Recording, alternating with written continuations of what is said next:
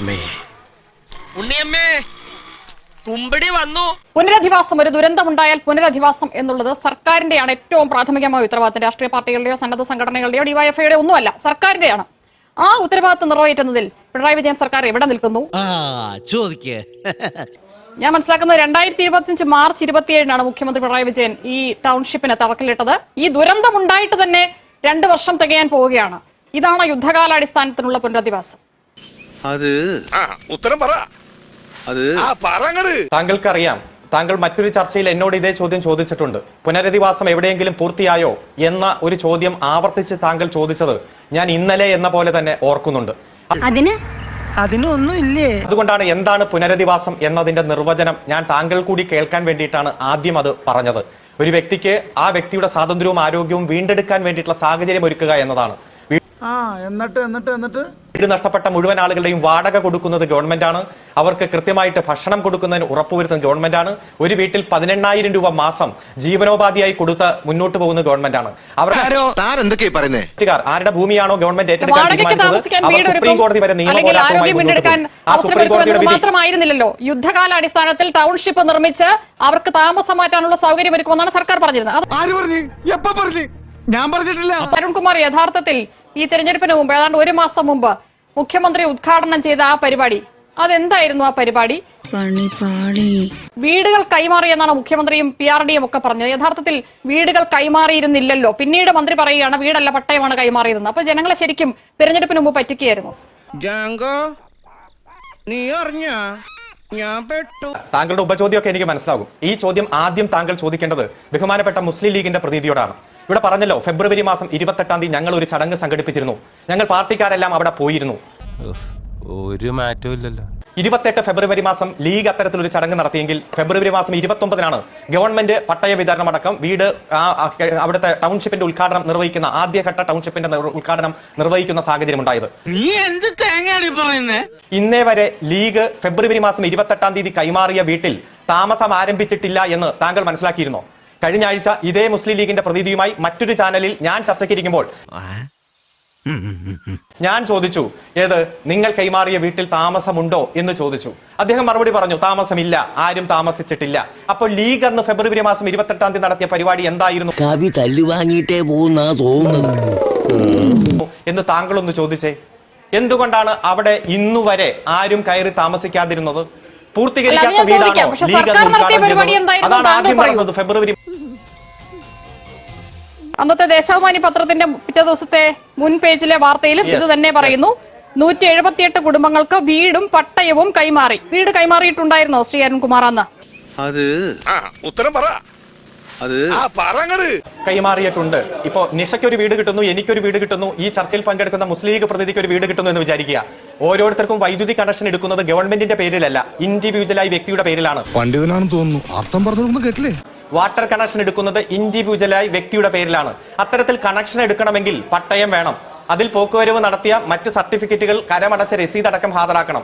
ഇതാണോടാ നീ കണ്ടുപിടിച്ച ആനക്കാര്യം? അന്ന് പട്ടയം കൈമാറി, ഉടമസ്ഥാവകാശം കൈമാറി, ഓരോരുത്തർക്കും വീട് നഷ്ടപ്പെട്ട, ഭൂമി നഷ്ടപ്പെട്ട, അവരുടെ ഗ്രാമം ഒലിച്ചു പോയവർക്ക് വീടിന്റെ താക്കോൽദാനം നിർവഹിച്ചു എന്നാണ് മുഖ്യമന്ത്രി സോഷ്യൽ മീഡിയയിലൂടെ പറഞ്ഞത്. വീടിന്റെ താക്കോൽദാനം അന്ന് സർക്കാർ നിർവഹിച്ചിരുന്നോ? നിഷേ, ഉറങ്ങിക്കിടക്കുന്നവരെ നമുക്ക് ഉണർത്താം, പക്ഷെ ഉറക്കം നടിക്കുന്നവരെ ഉയർത്താൻ പറ്റില്ല. ഞാൻ ആദ്യം കോട്ട് ചെയ്തല്ലോ, ഒരു 2-3 മാസം മുമ്പേ ഇതേ ചോദ്യം നിങ്ങൾ ചോദിച്ചതാണ്.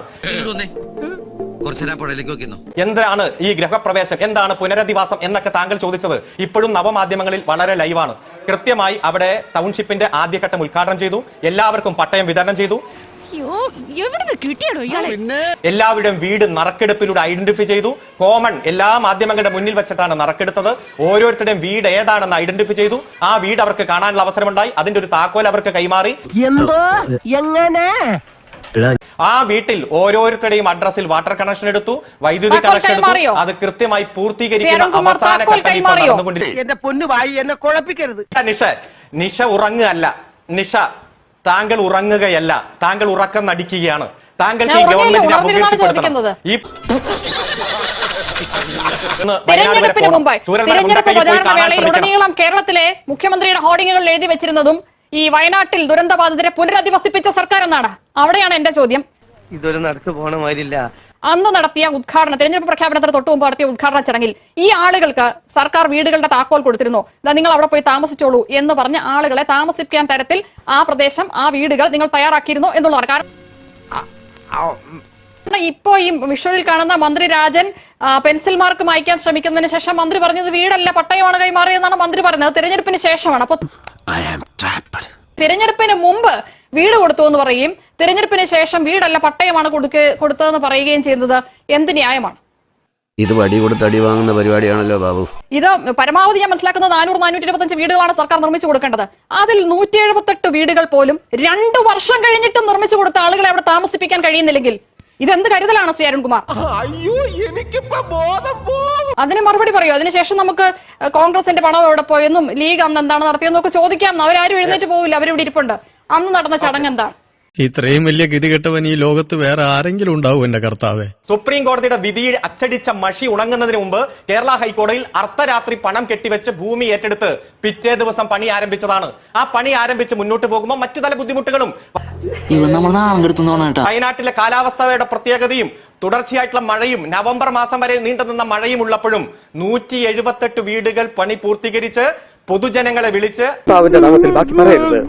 ആ മാധ്യമങ്ങളുടെ മുന്നിൽ വെച്ച് ലോട്ടെടുത്ത് ഓരോ വീടിന്റെയും ഉടമസ്ഥർ ആരെന്ന് തീരുമാനിച്ച് താക്കോലും കൊടുത്ത് ആ വീട് കാണാനുള്ള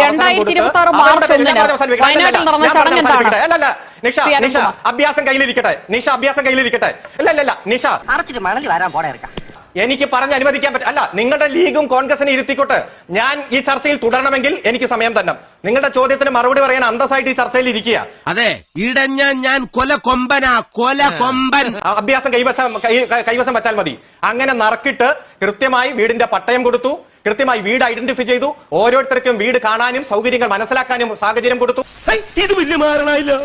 അതിനുശേഷം അവരുടെ പേരിൽ ആർക്കാണോ വീട് കിട്ടിയത് അവരുടെ പേരിൽ വൈദ്യുതി കണക്ഷൻ, അവരുടെ പേരിൽ വാട്ടർ കണക്ഷൻ, മറ്റനുബന്ധ സർട്ടിഫിക്കറ്റുകളുമായി ബന്ധപ്പെട്ടുള്ള അപേക്ഷയെല്ലാം കൊടുത്ത് ഇതിപ്പം അന്ന് പോലെ പറഞ്ഞുകൊണ്ടിരിക്കുന്ന ആരോ പറഞ്ഞ് പഠിപ്പിച്ചു വിട്ടാൽ മതി. കൃത്യമായി ആ വീട് ഞങ്ങൾ ഒരുമിച്ച് ഇവിടെ താമസിക്കുന്നുള്ളൂ, ഞങ്ങൾ ഗുണഭോക്താക്കൾ 178 വീട്ടിലും ഒരുമിച്ച് ഗൃഹപ്രവേശനം നടത്തും എന്നു പറഞ്ഞ് അതിന് കാത്തിരിക്കുന്ന അവസാന ദിവസങ്ങളിലൂടെ നമ്മൾ കടന്നു പോകുന്നു.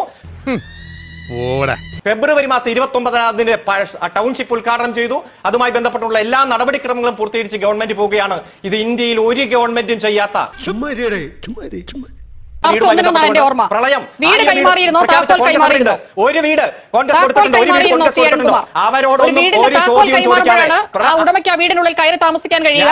നിങ്ങളോട് എനിക്കൊരു ദേഷ്യമില്ല, വിവരമില്ലായ്മ ഒരു കുറ്റമല്ലല്ലോ. അതെ, താക്കോൽ കൈമാറിയിരുന്നോ സർക്കാർ? മുഖ്യമന്ത്രി പിണറായി വിജയൻ താക്കോൽ കൈമാറിയിരുന്നോ ഏതെങ്കിലും ഒരു കുടുംബത്തിന് കയറി താമസിക്കാൻ? 178 ഗുണഭോക്താക്കളുണ്ട്. നിങ്ങൾ ആരെങ്കിലും ഫോണിൽ വിളിക്കേ, അല്ലെങ്കിൽ നിങ്ങൾ ഇന്ന് കാണിച്ചല്ലോ ബഹുമാനപ്പെട്ട ഒരു സ്ത്രീയെ ഇവിടെ ആ വീടിന്റെ